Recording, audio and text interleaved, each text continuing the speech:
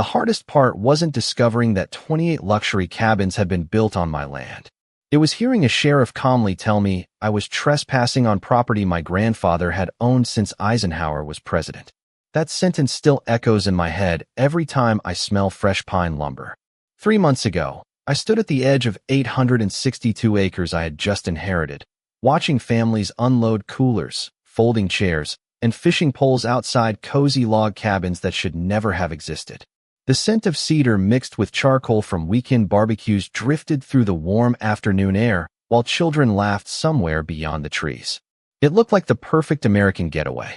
The only problem was every inch of it belonged to me. A deputy adjusted his hat and pointed toward the gravel entrance where a polished wooden sign proudly read Cedar Ridge Wilderness Retreat, property of Pine Valley HOA. He wasn't rude. He honestly believed I was the one making a mistake. "Sir," he said, keeping his voice calm, "I'm going to have to ask you to leave before this becomes a bigger issue." I stared at him for several long seconds before looking back toward the cabins stretching across the valley. Brand new roofs reflected the afternoon sun. Pickup trucks lined the parking areas. Decorative lanterns hung from timber posts. Somebody had spent millions transforming my family's untouched woodland into a luxury resort. I could hear the steady hum of golf carts rolling along freshly paved paths where deer trails used to be. My boots crunched across familiar gravel hidden beneath layers of expensive landscaping stone. Nothing looked familiar anymore except the ridgeline rising behind everything. That ridge hadn't changed in 70 years. My grandfather used to point toward it every hunting season and repeat the same strange sentence without ever explaining why. "Never sell the ridge, Ethan." As a kid, I thought he was just sentimental. Standing there that afternoon, I realized those words were about to become the most valuable advice he had ever given me. My name is Ethan Walker. I'm 38 years old, a civil engineer by trade, and until recently I believed blueprints were easier to understand than people. I spent nearly 15 years designing roads, bridges, and drainage systems across Texas, solving problems with measurements instead of emotions. When my father passed away 6 months earlier, I inherited the last piece of land our family still owned. 862 acres of hardwood forest, rolling hills, freshwater creeks, and untouched ridges that my grandfather purchased in 1958 with money he earned cutting timber one tree at a time. Everyone told me the property had been sitting vacant for years. They called it forgotten land. Apparently someone else decided forgotten meant available. I reached into my truck, unfolded the original survey my father always kept inside a weathered leather tube, and compared it to the resort spread across the valley below. Every line matched the landscape I remembered. Every landmark was exactly where it should have been. Only one thing didn't belong. 28 cabins, an entire business, and an HOA that had somehow convinced an entire county they owned what had never stopped belonging to the Walker family. I kept that survey tube in my hands while the deputy waited for me to leave because it was the only thing in that moment that still felt real. The paper inside was older than I was, its edges worn smooth from decades of careful handling, but every measurement had been recorded with a precision that matched the engineer in me. My father never trusted digital copies. He always said paper could survive mistakes that computers made. I used to smile whenever he said it because I thought he was simply old-fashioned. Standing there beside a resort that should not have existed, I finally understood why he guarded those documents like family heirlooms. My grandfather, Thomas Walker, bought this land in 1958 after returning from years of working in the timber industry. He never became wealthy, at least not by the standards most people use. He believed wealth was measured by what could not be replaced. He planted thousands of hardwood saplings with his own hands, restored damaged creek banks, and refused every developer who offered to buy even a single acre. My father continued the tradition, visiting every season to inspect fences, clear fallen branches, and make handwritten notes about the property. After he passed away, sorting through his office became one of the hardest weeks of my life. Every drawer contained maps, receipts, survey stakes, faded photographs, and journals describing weather conditions dating back more than 40 years. At the time, I thought he had simply documented memories. Now I realized he had been preserving evidence. As the deputy spoke quietly into his radio, I looked toward the ridgeline again. It remained untouched above the cabins, exactly as my grandfather remembered it. Everything below had changed. Decorative bridges cross streams where simple wooden crossings once stood. Stone fire pits circled neatly trimmed lawns.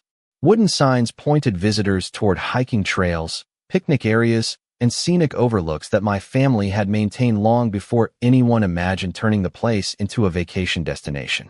Whoever designed the resort had done their homework.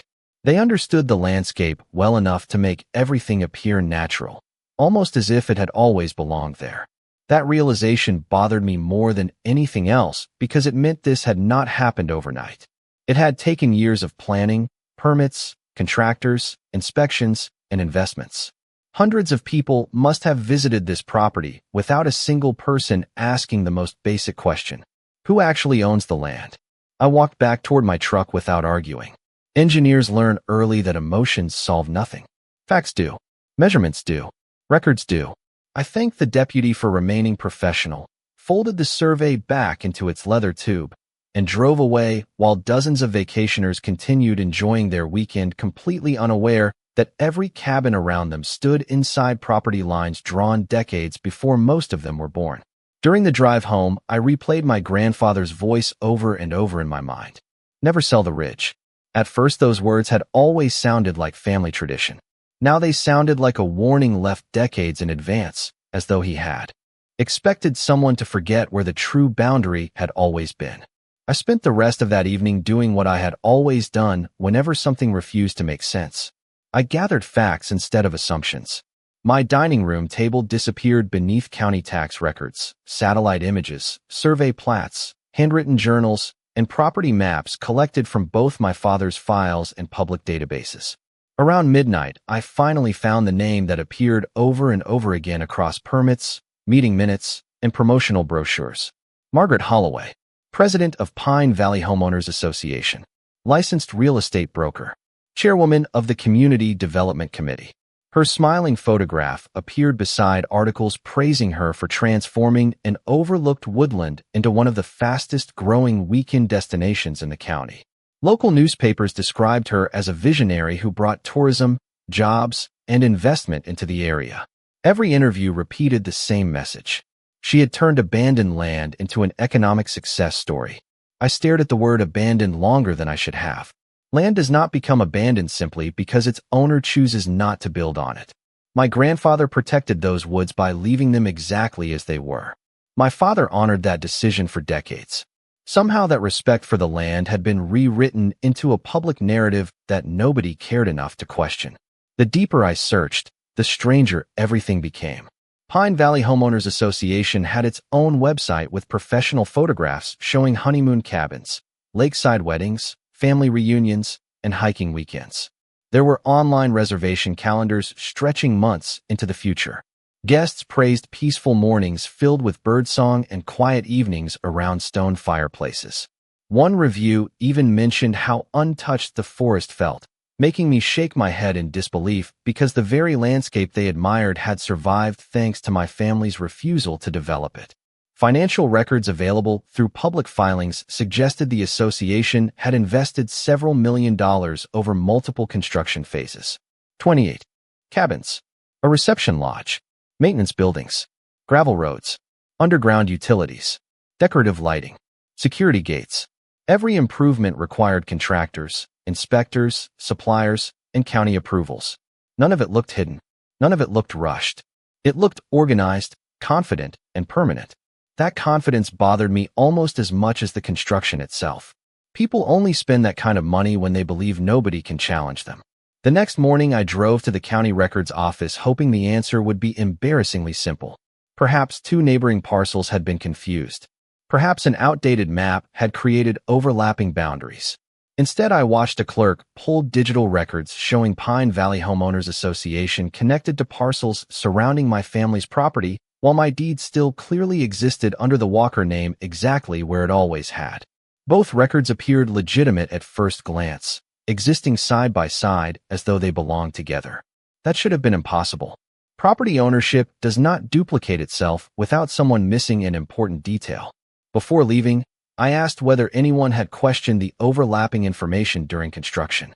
The clerk hesitated before quietly admitting that every document submitted by the association appeared complete, professionally prepared, and fully approved. She looked genuinely puzzled when I explained my family had never sold a single acre. As I walked back into the bright morning sunlight, I realized I was no longer dealing with a simple property dispute. Somewhere between my grandfather's handwritten surveys and the county's modern records, the truth had been buried beneath paperwork so convincing that an entire community had accepted it without ever looking beneath the surface. The following afternoon, I requested a meeting with Margaret Holloway instead of sending another email, because I wanted to see how someone could build an entire business on land she did not own without showing the slightest hesitation. Her office overlooked the entrance to the resort, and through the large windows I could see guests arriving with suitcases while maintenance crews planted fresh flowers beside stone walkways. Everything looked polished, organized, and profitable. Margaret greeted me with the practiced smile of someone who had spent years convincing people to trust her. She offered coffee, complimented the weather, and spoke proudly about the community she had helped create. I let her finish before placing a copy of my recorded deed on the conference table. Her smile faded for only a fraction of a second before returning as if nothing had happened. She glanced at the first page, pushed it back toward me, and calmly said, "Our legal team has already verified ownership years ago. I believe you are looking at outdated information." Those words caught my attention because she did not ask where the deed came from or why I had brought it. She simply assumed I was wrong. I explained that my family had never transferred ownership, never signed a sale agreement, and never granted development rights. She folded her hands together and answered with remarkable confidence. According to her records, Pine Valley Homeowners Association had invested years of planning, secured every required permit, completed environmental reviews, and received final approval from the county before construction ever began. She spoke as though repeating a presentation she had delivered dozens of times. Every sentence sounded rehearsed. Every answer arrived too quickly. Before I could respond, another board member entered carrying a thick binder filled with permits, inspection reports, engineering drawings, zoning approvals, contractor invoices, and tax assessments. They laid everything across the table with the confidence of people who believe paperwork alone ended every conversation. Looking through the documents, I recognized official county stamps, licensed survey signatures, and engineering certifications. At first glance, everything appeared legitimate. If I had walked into that meeting without my family's records, I might have believed them myself. Margaret leaned back in her chair and said, almost sympathetically, "Mr. Walker, I understand inheriting property can be confusing. Boundaries change over time. Records are updated. These things happen." That sentence stayed with me because boundaries do not simply move by themselves. Creeks change course. Trees grow. Roads expand. Property lines do not quietly relocate while nobody notices.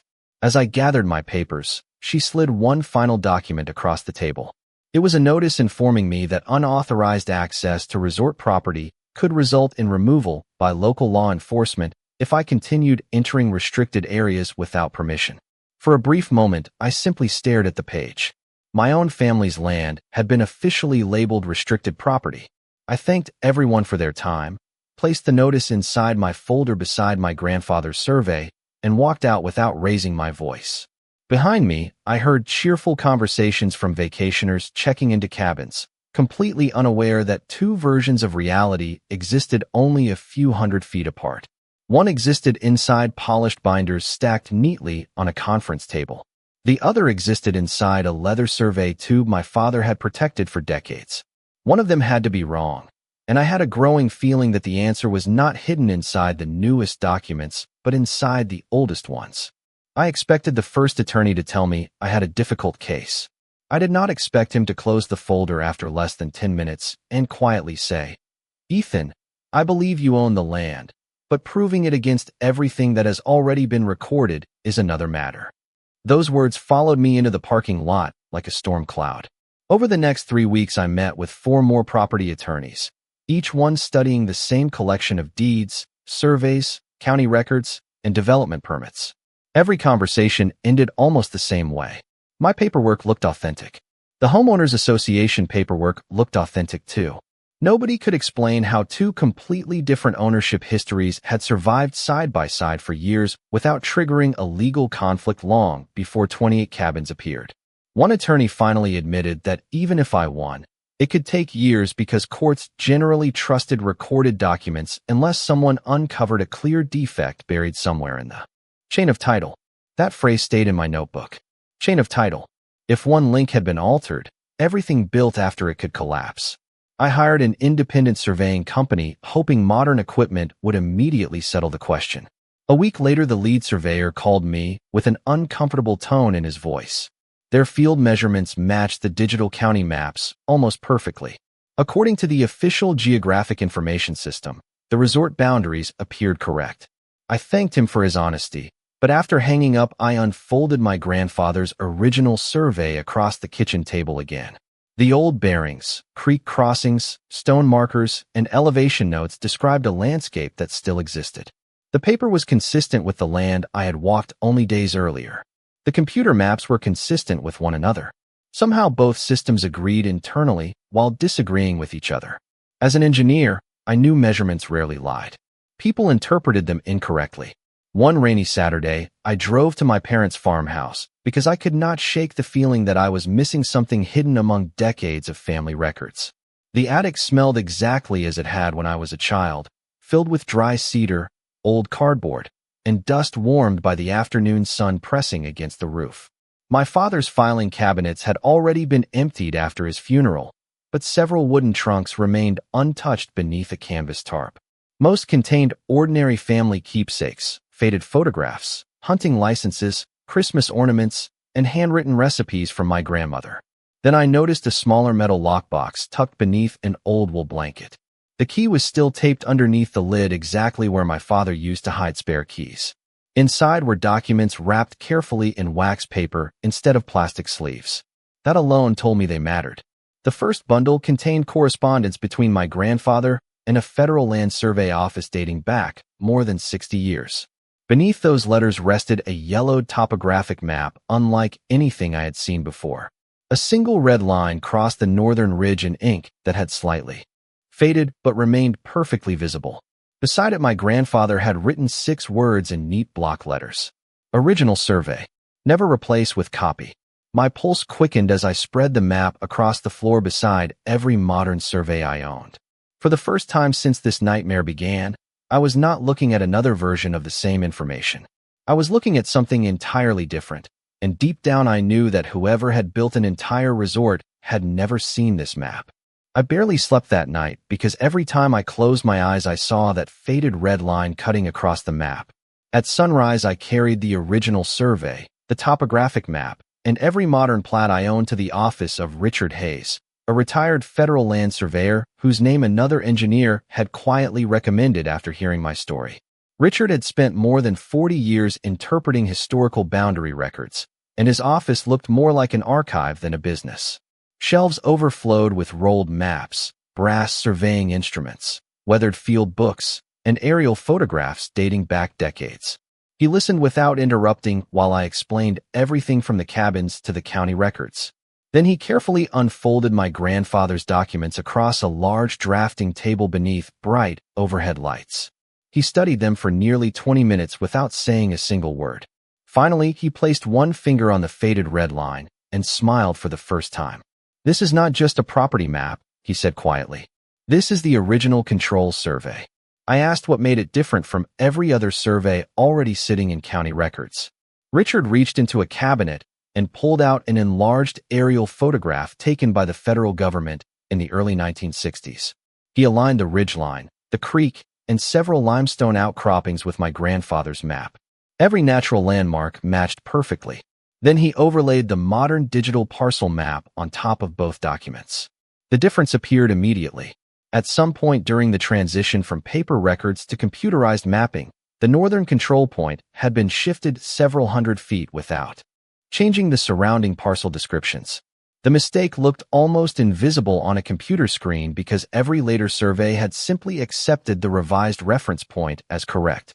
Richard explained that surveyors often relied on existing control monuments instead of recreating historical measurements from the beginning.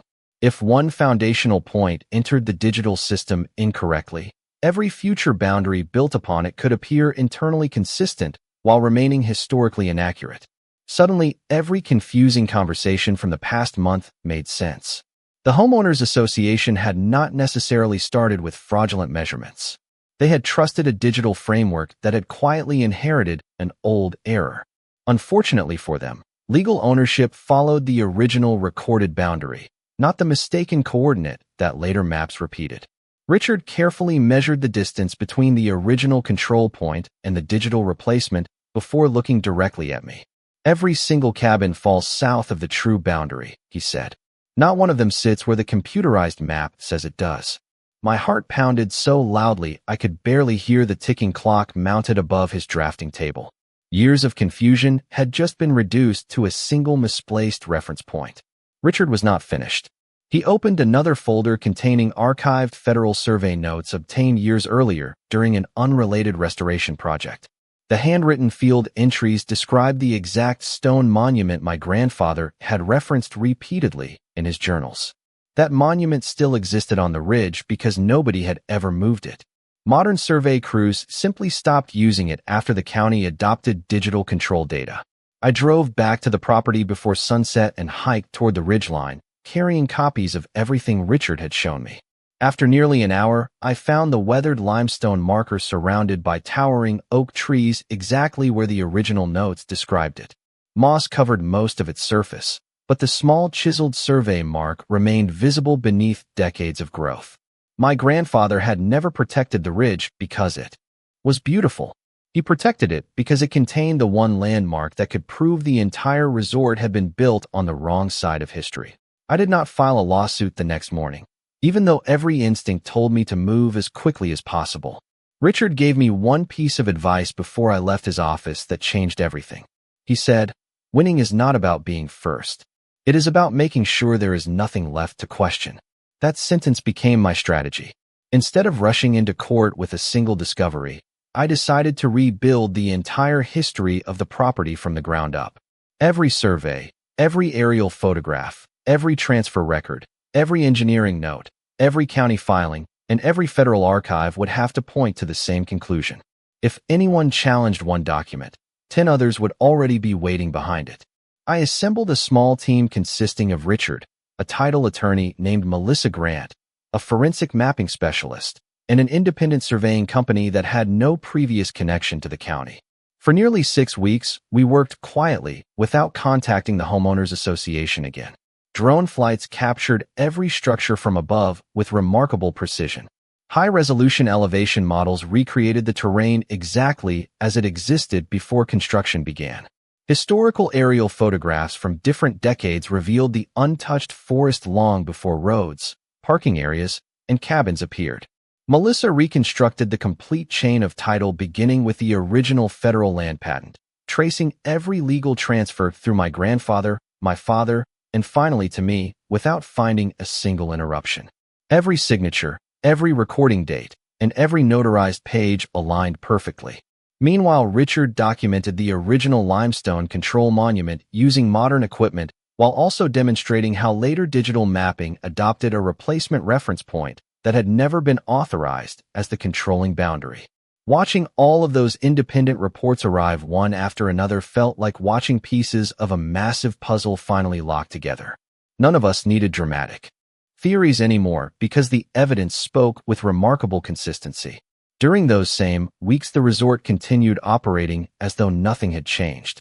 New online advertisements promoted seasonal packages. Fresh landscaping appeared near the reception lodge. Construction crews expanded outdoor gathering spaces and installed additional lighting along walking paths. Every improvement increased the value of structures standing on land that legally belonged to someone else. At first, I wondered whether I had a moral obligation to warn them immediately. But Melissa explained that our responsibility was to establish ownership through proper legal channels instead of creating confusion before the facts had been formally presented. We documented every visible addition with photographs, dated records, and contractor announcements that appeared publicly. Nothing was hidden. Everything was simply preserved. One afternoon, I drove past the entrance and noticed workers installing another beautifully carved wooden sign welcoming guests to Cedar Ridge Wilderness Retreat. The fresh scent of varnished cedar drifted across the parking lot as visitors stopped to take photographs beneath it. I remained inside my truck, watching quietly. Months earlier, that sight would have filled me with frustration.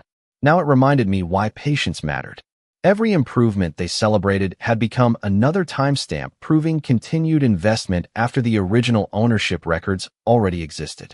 The resort looked stronger than ever, but beneath the polished cabins, decorative stonework, and carefully maintained trails stood a foundation built on a boundary that history had never recognized.